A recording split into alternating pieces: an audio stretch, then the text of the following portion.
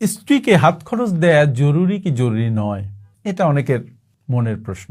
অনেকেই মনে করেন যে স্ত্রীকে আবার হাত খরচ দিব কেন, তাকে তো সমস্ত খরচ দেয়াই হচ্ছে। বিশেষ করে যেসব স্ত্রীরা কাজ করেন না, বাইরে চাকরি করেন না, তাদের কথা বলছি। আবার অনেকে মনে করেন যে না, তার তো পার্সোনাল কিছু খরচ থাকতে পারে, সুতরাং তার কিছু হাত খরচ দেওয়া দরকার। এই হাত খরচ নিয়ে হাজব্যান্ড ওয়াইফদের মধ্যে একটা যন্ত্রণার সৃষ্টি হয়, অসন্তোষ তৈরি হয়, এবং এই অসন্তোষটা কখনো কখনো অনেক খারাপ দিকে টার্ন করে। এই যে হাত খরচ, এটা শুধু টাকার বিষয় নয়, এটা কিন্তু ভালোবাসা, বিশ্বাস এবং একটা সম্মানেরও প্রতীক। আজকের ভিডিওতে আমরা আলোচনা করব স্ত্রীকে হাত খরচ দেয়া কেন জরুরি এবং এটি কিভাবে সম্পর্ককে আরো মজবুত করতে পারে সেই বিষয়ে। ছোট্ট ভিডিও, কাইন্ডলি শেষ পর্যন্ত দেখুন।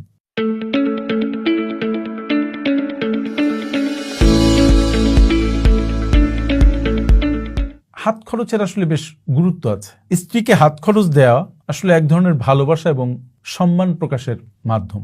এই যে হাত খরচ, এটা স্ত্রীর ব্যক্তিগত স্বাধীনতা নিশ্চিত করে।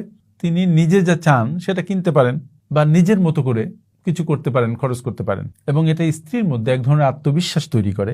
তিনি ভাবতে পারেন যে তিনিও সংসারের একজন সমান অংশীদার। আর স্ত্রী, ওই যেটা বললাম, যদি গৃহিণী হন তাহলে তার একটা আর্থিক স্বাধীনতা থাকা আসলে দরকার, কারণ এটা হচ্ছে সম্পর্কের ভারসাম্য রক্ষায় অনেক সহায়তা করে। আর হাত খরচ দেওয়ার মাধ্যমে যেটা হয়, এটা সম্পর্ককে আরো মজবুত করতে পারে। মূলত বলা হচ্ছে যে এটা ভালোবাসা বাড়ায়। এটি স্ত্রীকে বোঝায় যে স্বামী তার প্রয়োজনকে ইগনোর করছেন না, গুরুত্ব দিচ্ছেন।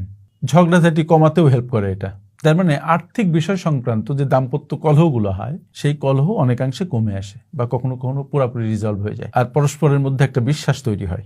যখন স্ত্রীর আর্থিক স্বাধীনতা থাকে, তখন এই দুজনের সম্পর্কের মধ্যে যে বিশ্বাস, ট্রাস্ট, এটা আরো শক্তিশালী হয়। এখন একটা প্রশ্ন আসতে পারে যে হাত খরচ কত দিবে, যে স্ত্রী চাকরি করে না তাকে তার হাজবেন্ড? এটার উত্তর হচ্ছে যে এটা আসলে নির্ভর করে যে পরিবারের আয় কেমন, ব্যয় কেমন, রিকোয়ারমেন্ট কেমন, তার উপরে।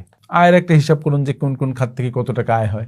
ব্যয়ের একটা হিসাব করুন যে কোন কোন খাতে কি পরিমাণ ব্যয় হয়। তারপরে ব্যয় মেটানোর পরে যদি আপনার হাতে সঞ্চয় থাকে, সঞ্চয়ের একটা পার্ট আপনার স্ত্রীকে দিতে পারেন। আবার এমনটাও হতে পারে যে না, যা আয় হোক না কেন একটা ছোট অংশ তাকে দিলেন। আবার এমন হতে পারে যে আপনি প্রত্যেক দিন তাকে কিছু কিছু টাকা দিলেন, অথবা সপ্তাহে কিছু টাকা দিলেন। এই টাকা দিয়ে আবার হিসাব করা যাবে না যে সে এই টাকাটা কিভাবে খরচ করলো।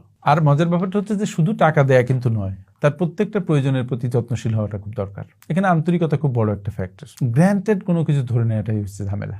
স্ত্রীকেও বোঝা দরকার, স্বামীকেও বোঝা দরকার। এখন মজার ব্যাপার হচ্ছে যদি স্ত্রী চাকরি করেন তাহলে তাকে হাত খরচ দিবেন না। আমার মনে হয় স্ত্রী যদি চাকরি করেন তো সেক্ষেত্রেও স্ত্রীকে সামান্য সামান্য হাত খরচ দেওয়া উচিত। কারণ এটা কিন্তু আগেও বলেছে যে এটা আর্থিক বিষয় ছাড়াও এটা কিন্তু ভালোবাসা প্রকাশের একটা মাধ্যম, শ্রদ্ধা প্রকাশের, সম্মান প্রকাশের একটা মাধ্যম।